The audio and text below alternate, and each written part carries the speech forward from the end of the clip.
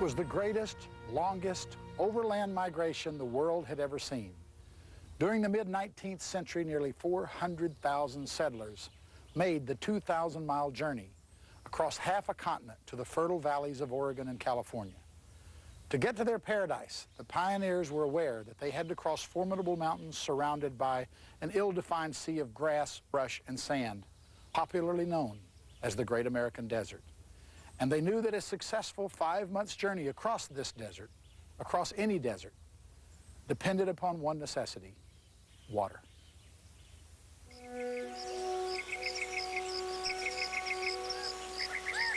The water's brackish and poisonous to stock. Obridge Allen, 1858. We had to dig in the bed of the stream for water, but a very scant supply was obtained. Howard Stansbury, 1849. The water here was the color of coffee, and piled around were hundreds of dead animals, chiefly oxen. From Alkali Swamp to our camp, the road was lined with dead oxen. These all killed by exhaustion and the effects of drinking alkali water. J. Goldsborough Bruff, 1849. Access to water shaped the West.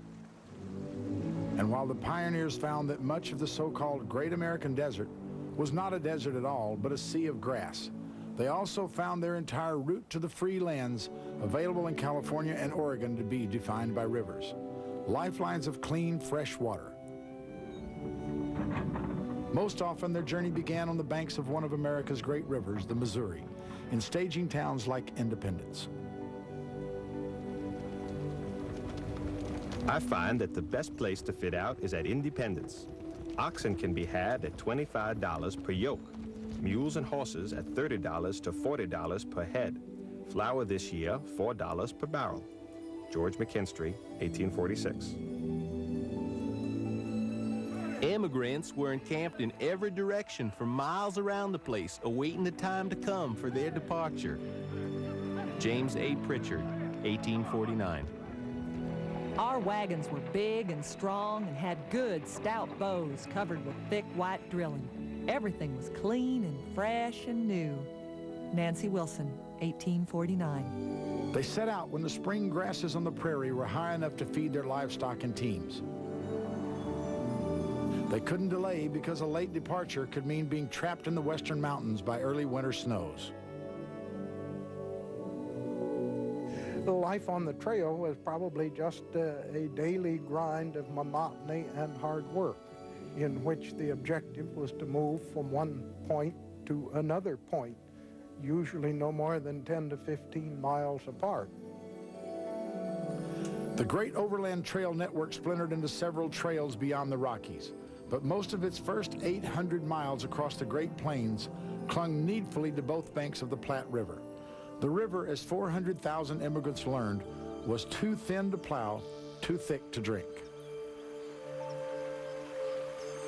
With thousands upon thousands of people on the trail, watering holes became polluted. And then there was a great risk of cholera as a result. Fortunately, the Platte River, which isn't much of a river really, but it does carry enough water flow so that it washed out a lot and people got their water. But that's why you traveled along rivers and followed along creek beds. These were the sources of your water. The immigrants walked most of the overland trail. Their wagons were often filled to overflowing with belongings and supplies. Belongings that would be discarded one by one as the trail got tougher and their teams got weaker. During the day, we women folk visited from wagon to wagon, or congenial friends spent an hour walking ever westward and talking over our life back in the States, telling of our loved ones left behind, voicing our hopes for the future in the far west, and even whispering a little friendly gossip of immigrant life. Catherine Home, 1849. Women in the 19th century had a particular role expectation, and they were adapting that expectation to the difference of moving across the plains.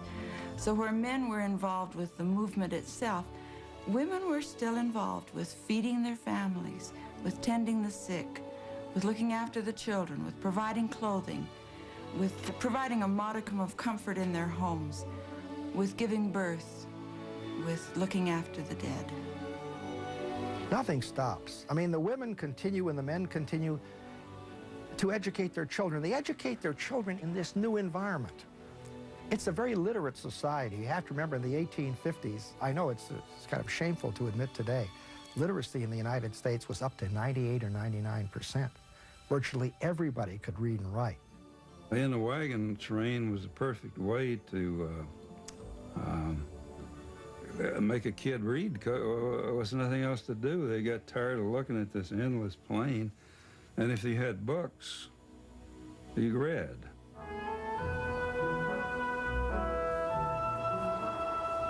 The prairie was alive with game, and the pioneers, like their predecessors, the Indians, used the buffalo for meat. They even fueled their fires with buffalo dung, or the dung of cattle driven west. River crossings challenged the immigrants. Sometimes the fords were simple, but often they would be frenzied or even life-threatening. On the prairie, the shallow Platte posed its own set of problems. Difficult finding the road on account of holes in the bed caused by the action of the current, which was constantly shifting in the sand. There was a Frenchman there who acted as pilot. His charge was a tin full of sugar and coffee to the wagon. James A. Pritchard, 1849. As dangerous as water was fire, prairie fires could sweep through thousands of square miles of tall, dry grasses, stampeding animals and threatening anything in their scorching paths. Still, while they respected these powers of nature, the immigrants found themselves dwelling on the one overriding fear. I think you can say that Indians were a constant preoccupation of the westward immigrants, but almost no occupation. They were preoccupied with the Indian threat that was virtually non-existent. When the wagons trains first started, the American Indians along the way thought of them as something to welcome. These are people who have things that we might like to trade for. And they did trade. They traded sugar, tobacco, and whiskey. It was not until the 1860s, late in the immigration period, when they sensed their land and buffalo disappearing, that the Plains Indians became more belligerent towards the pioneers. Over 500 miles into their journey, a spectacular series of landmarks began to come into view. It's called the Chimney and may be seen at a distance of upwards to 30 miles. Captain Benjamin Bonneville. Landmarks are vital because each one told someone how far they'd come, what it meant to get there. When they saw Scott's Bluff, they knew they were a third of the way west. They called it a mausoleum which the mightiest of the earth might covet, and a Nebraska Gibraltar. But the landmark they seemed to enjoy the most was Independence Rock. Scarred with tens of thousands of immigrant names, it is symbolic of the West losing its pristine quality to the ambitious pioneer conquerors from the East. We encamped in the shadow of Independence Rock. The next day, being the 4th of July, we concluded to lay by and celebrate the day.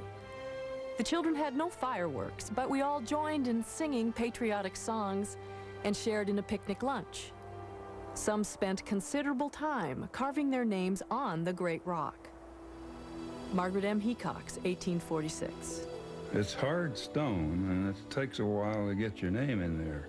And a lot of people didn't want to wait for half a day while they carved their names in there. So a stone cutter set up business there, and he would charge a few dollars to inscribe your name. Oh, that I could always be on the plains. Love is hotter here than anywhere. They love with all their mights, and sometimes a little harder. John Lewis, 1852. When one reads the diaries of the people who were traveling west, you read their words and you feel that they had the feeling that this is something special that I'm doing. It's a terrible ordeal. I'm uncomfortable, I'm dirty, I'd like to have a bath, but I wouldn't miss this for the world. They had crossed the Great Plains and left the familiar Platte for the clear flowing Sweetwater River. But their journey was still not quite half over, and the mountains lay ahead.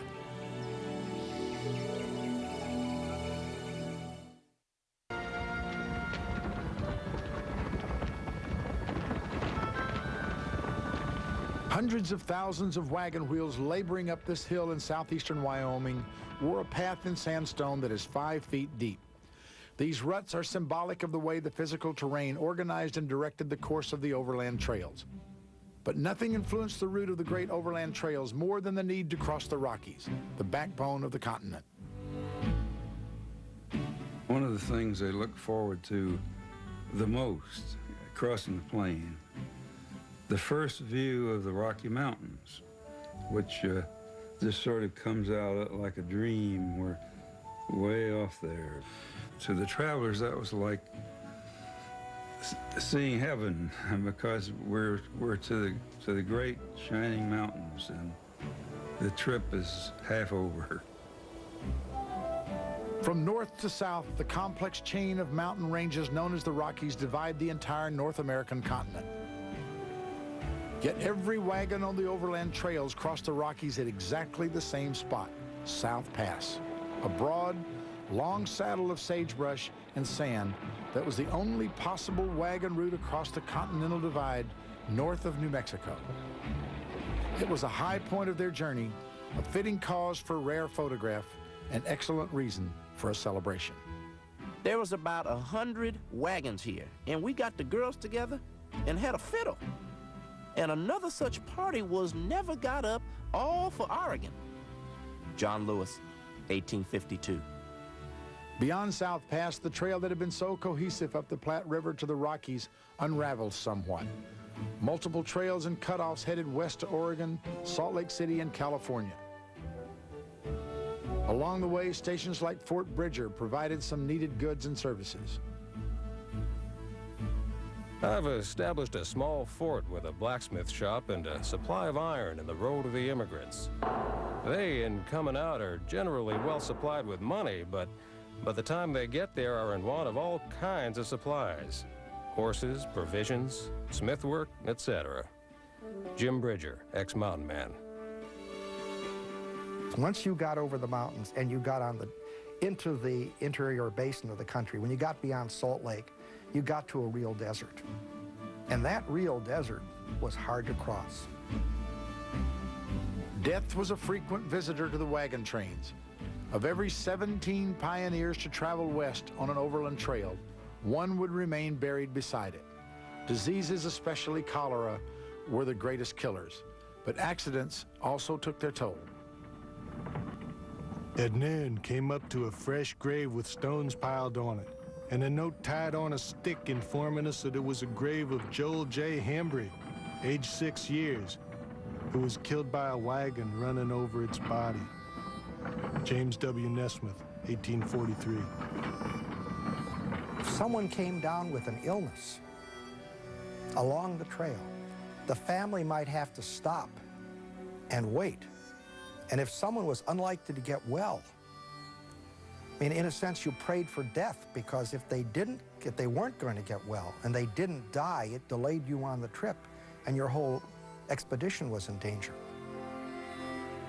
The Humboldt River became the main artery of the California Trail for nearly 400 miles across Nevada. Near the end of the sluggish, increasingly salty river, the trail branched again, with the most difficult branch crossing an alkaline 40-mile desert that marked the remains of an inland sea. A very beautiful mirage on this plain at the base of some mountains, in which appeared a long lagoon of light blue water bordered with tall trees.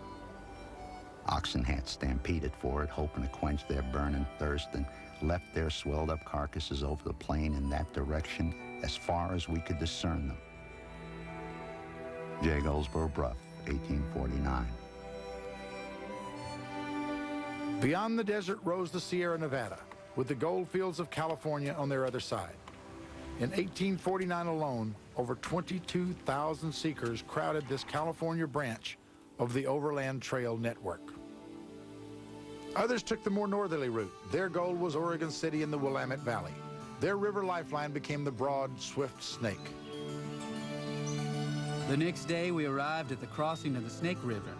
The crossing was effected by having 3 men on horseback by the team of the first wagon, to which the others were all chained, each to the preceding one. Samuel Hancock, 1845. Beyond the Snake came Oregon's difficult Blue Mountains. Then Mount Hood loomed majestically ahead. Here, many of the early immigrants made a perilous journey down the Columbia River.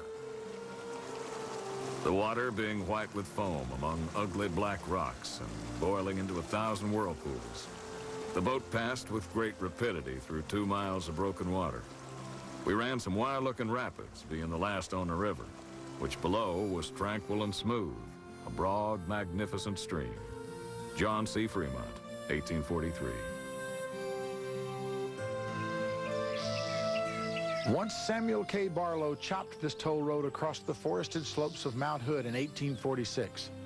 Most immigrants chose its slower but surer option to the rapids of the Columbia.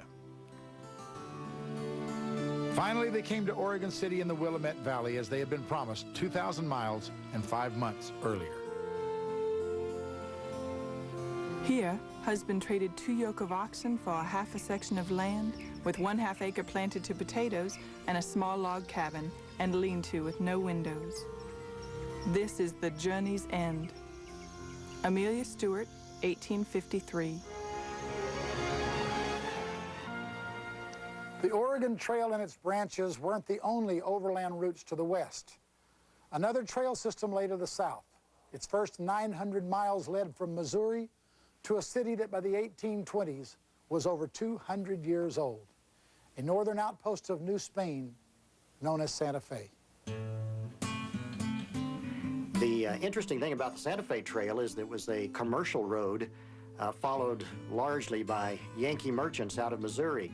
As soon as the grass had greened on the open plains, these Missourians would load up their great freight wagons with merchandise of all kinds and strike out across the southern plains to the Indian country and cross the Arkansas River into lands that then belonged to the Republic of Mexico. Most of these people from the American frontier had never been outside the boundaries of their own country, so it was quite an exotic experience, very exciting for them to go.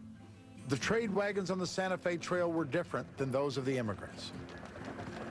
They were freight wagons, huge Conestoga-style wagons with the high sides to carry merchandise, the tall canvas covers, and they could carry up to, well, several thousand pounds of goods. The wagons marched slowly in 4 parallel columns, the unceasing crack, crack, crack of the wagoners' whips, resembling the frequent reports of distant guns. Josiah Gregg, 1844. They didn't go in single file, as you used to see in the old Western movies, all strung out in a huge line. The Indians could attack the front or the rear of the wagon train or even the middle, and the caravan would have been very vulnerable. And so what they did was often, especially in Indian country and on the open plains, was to travel 4 abreast.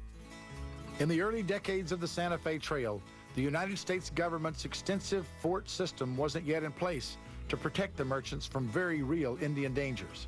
Still, they drove on, motivated by dreams of wealth in exotic foreign cities. They arrived at Santa Fe. It was always something of a letdown because Santa Fe didn't quite live up to the promise they had in their minds.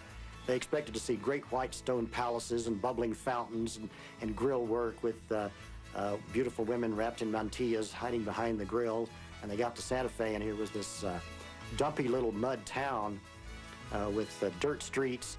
And they had to find other allurements that were exotic, and they did. There were beautiful women, but they were barefoot and smoking cigarettes, and that was shocking to their eyes. And there was gambling in the streets night and day and around the plaza. There were horse races, cockfights, other things that they weren't used to seeing. Beyond Santa Fe lay the immense desert of the American Southwest. Most of the merchants had loaded their wagons with Santa Fe's silver and headed back to Missouri. But some adventurous souls longed for California. To get there, they had to cross the desert by one of 2 routes. Those traders, gold miners, and few settlers who attempted the journey followed in the footsteps of those who had gone before.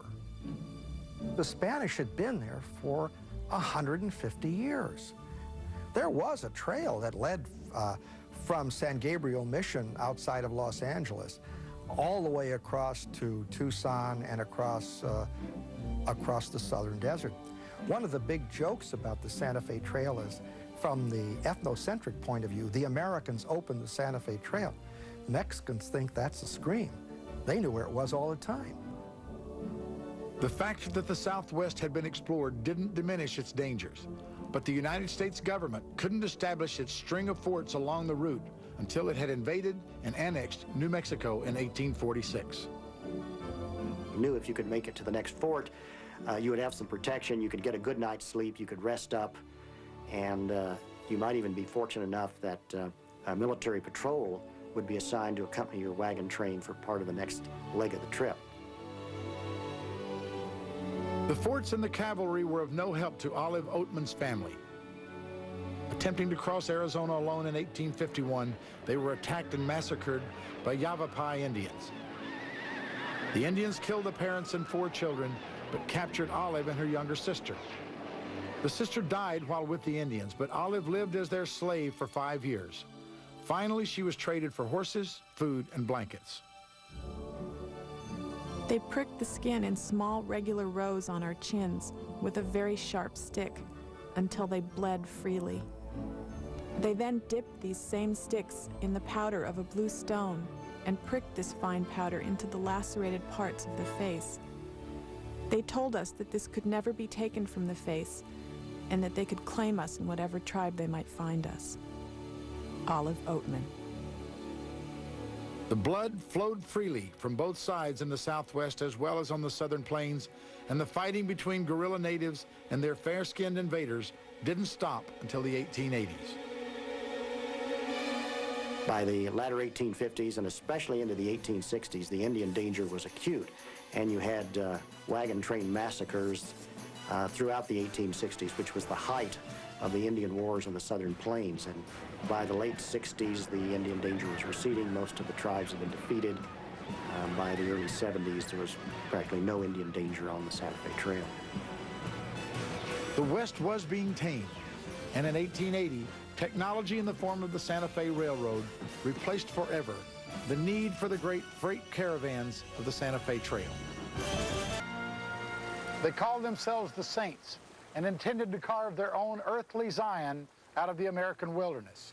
Under the iron leadership of Brigham Young, the Mormons orchestrated the most orderly, disciplined, and superbly planned journey of any of the wagon train migrations. But unlike the other pioneers, they weren't satisfied with Oregon and California. They wanted solitude and insulation from those with beliefs different from their own.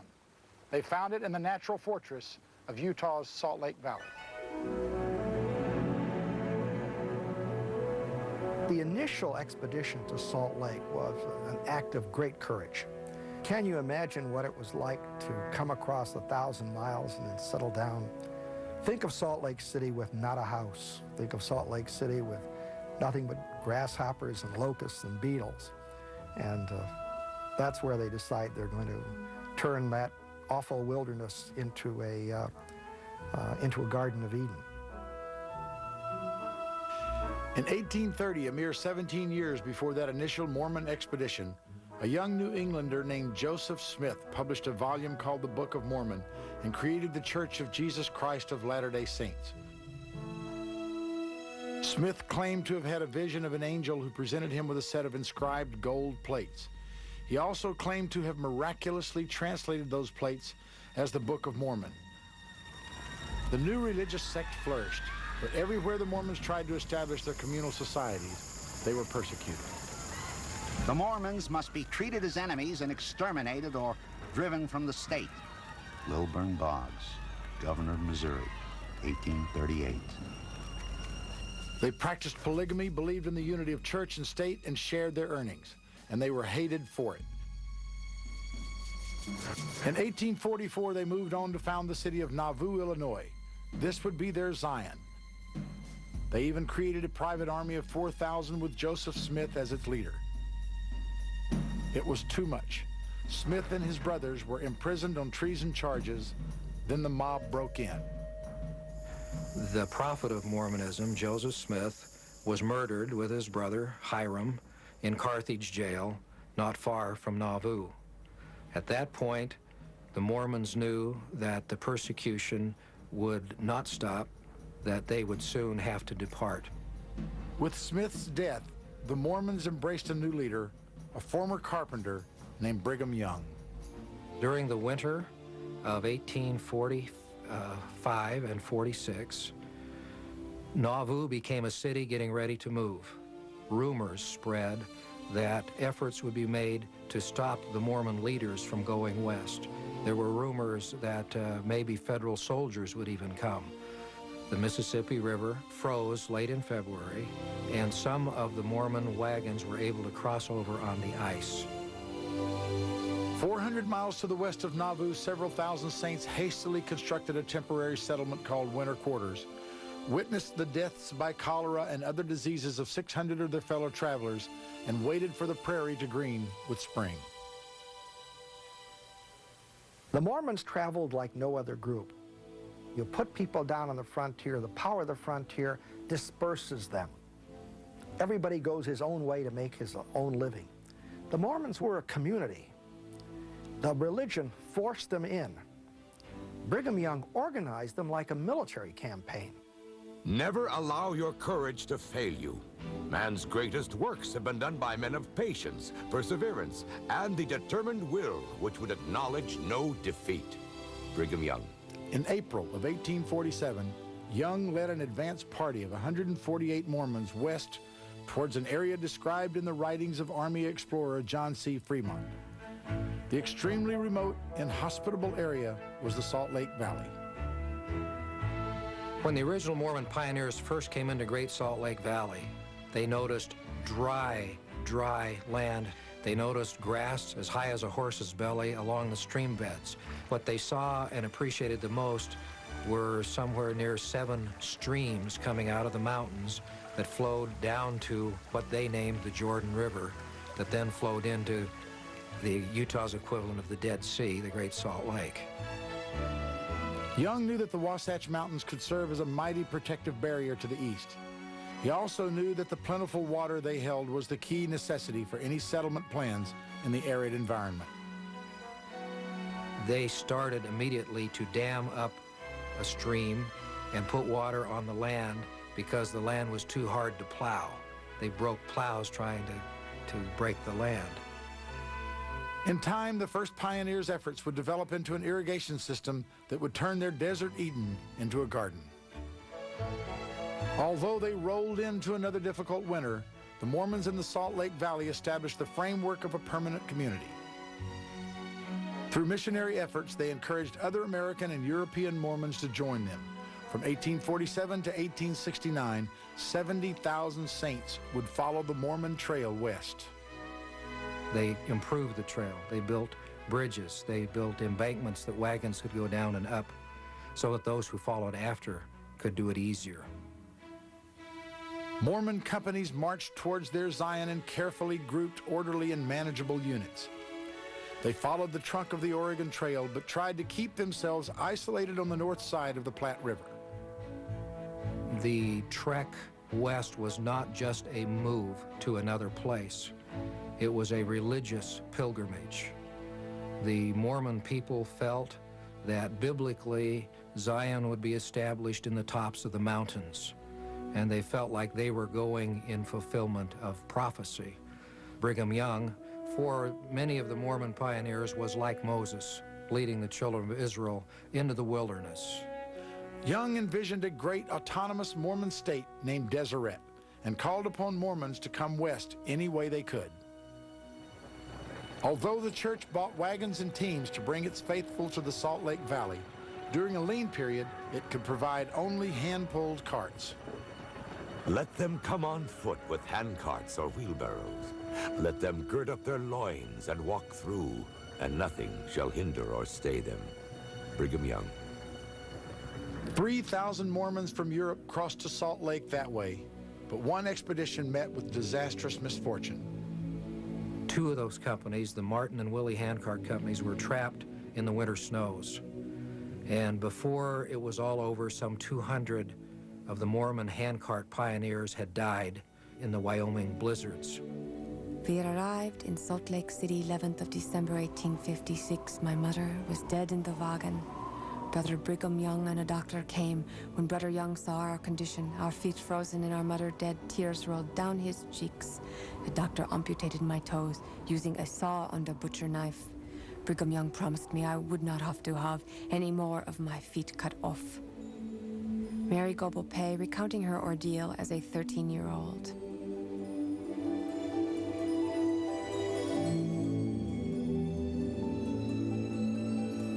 Materially, the Mormons thrived in the Salt Lake Valley, but they still couldn't hold the world out. In 1857 in Mountain Meadows, an isolated Mormon outpost 350 long miles from Salt Lake City, paranoid Mormon settlers and local Indians attacked a wagon train moving through their area. Though the Mormons' relationships with the United States government was strained to a breaking point, the opposing parties managed to avoid war. Salt Lake City became a wealthy metropolis. Brigham Young had a grand official residence, flanked by another for his wives, who were numerous indeed. Ladies and gentlemen, I have 16 wives. If I have any more hereafter, it will be my good luck and the blessing of God. I have 49 children and hope to have a great many more. Now, put that down. I impart this information to gratify the curiosity of the curious. Brigham Young, at age 69. 13 years after Young's death in 1877, the Mormon Church stopped advocating the practice of polygamy. And although he didn't live to see its completion in 1892, Mormon laborers worked for 40 years to create the great temple that Young had seen in a vision. But one thing he had not foreseen was the desire for the West and its riches that seized the rest of America. Others came into the area. They brought modernization, mining, railroading, industrial development. The Mormons had tried to maintain themselves as an isolated agricultural but autonomous and economically self-sustained community. They couldn't do it. They simply couldn't do it. They were overwhelmed by the rest of the country moving westward.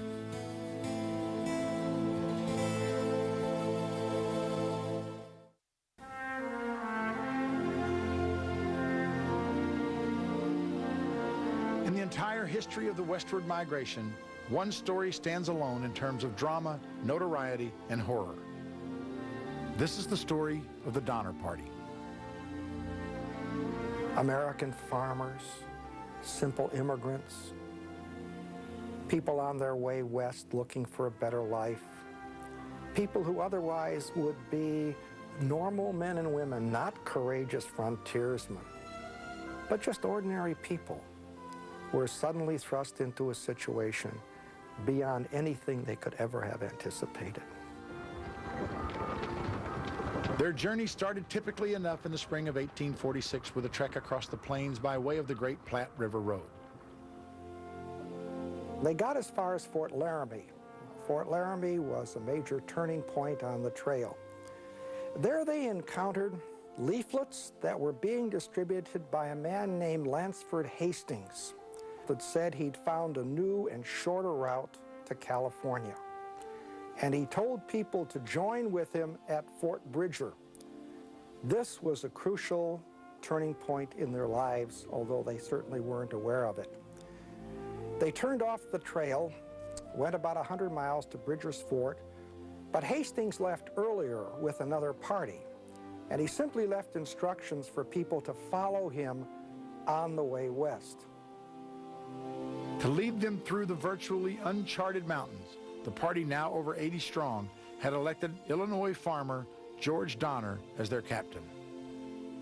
Immediately after leaving Fort Bridger, they encountered problems. The road that Hastings had marked was no road at all. It was simply a trail that had to be hacked out to bring the big wagons through.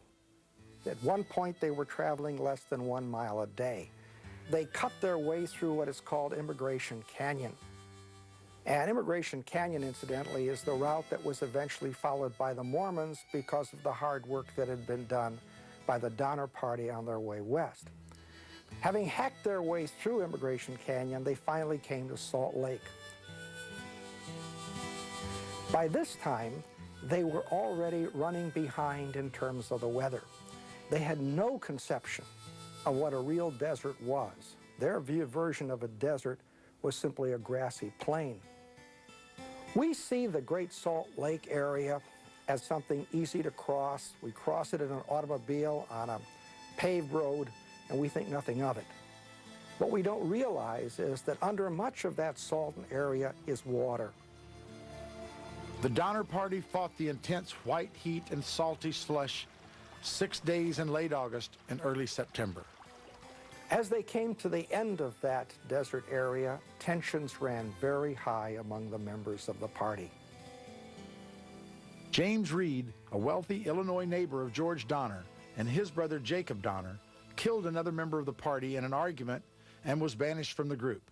He left his wife and family and set off alone for California. They made it down the Humboldt and across its 40-mile desert, but lost 100 head of cattle and oxen to raiding Indians and the elements. The Sierra Nevadas loomed ahead. By now, the season was late. They had to get up fast and across the mountains if they hoped to make it before the snow. They started up the pass. They climbed fairly rapidly. They got up to what is called the meadows, and there the snow began to fall. It was the night of November 3rd. By the next morning, the snow was knee-deep. They waited. The next day, the snow drifted to 10 feet at Truckee Pass.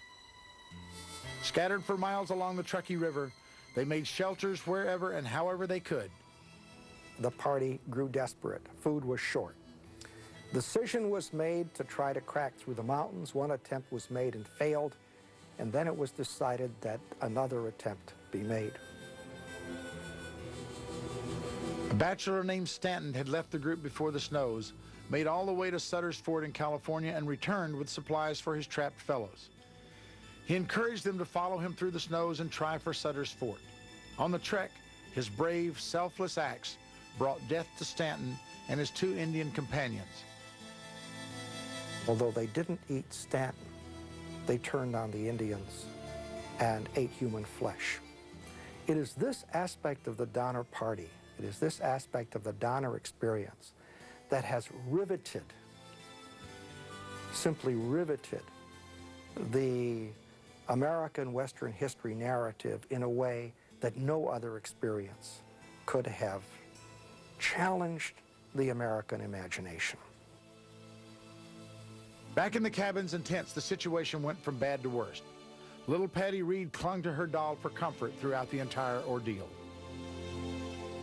Each of the structures eventually became filled with the refuse of everyday life. There were no toilet facilities. The stench, day after day, week after week, of excrement and urine and food, all of this piled up.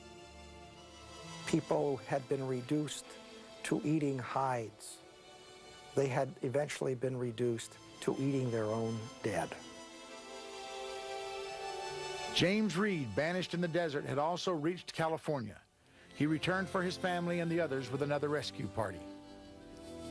What he found at the meadows was that cannibalism had been rife. When I spoke of human flesh being used at both tents, I said it was prepared for the little ones in both tents. Father was crying and did not look at us during the time, and we little ones felt that we could not help it. There was nothing else. Georgia Donner. A later rescue party would find even more ghoulish scenes. Jacob Donner's body had been cut open, and what they found were 2 boys sitting on a log, their clothes blood splattered from having eaten what was in front of them. And the only thing they could have eaten would have been their father's heart and liver. Kieseberg was offered bread and meat that had been brought up from Sutter's Fort, and he said he preferred to eat the remains of the human beings that were there.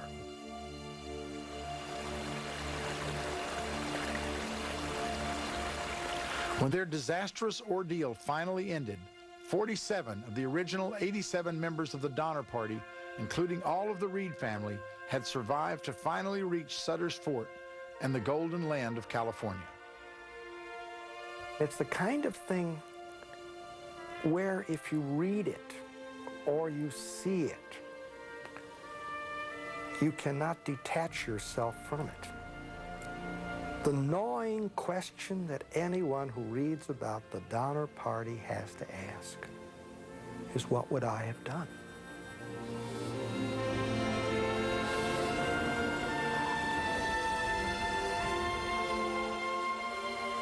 The dream of crossing an untamed continent was bound to be filled with extremes. What happened to the Donner Party represents the settlers' worst nightmare.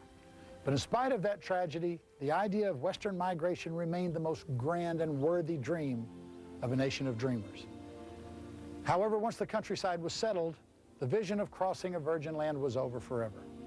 But the romance of that quest would live on in the form of legend. I thought, what's wrong? We sacked, we pillaged, but for what? In 1,000 years, who will care? No one, that's who. Ah, but you're wrong.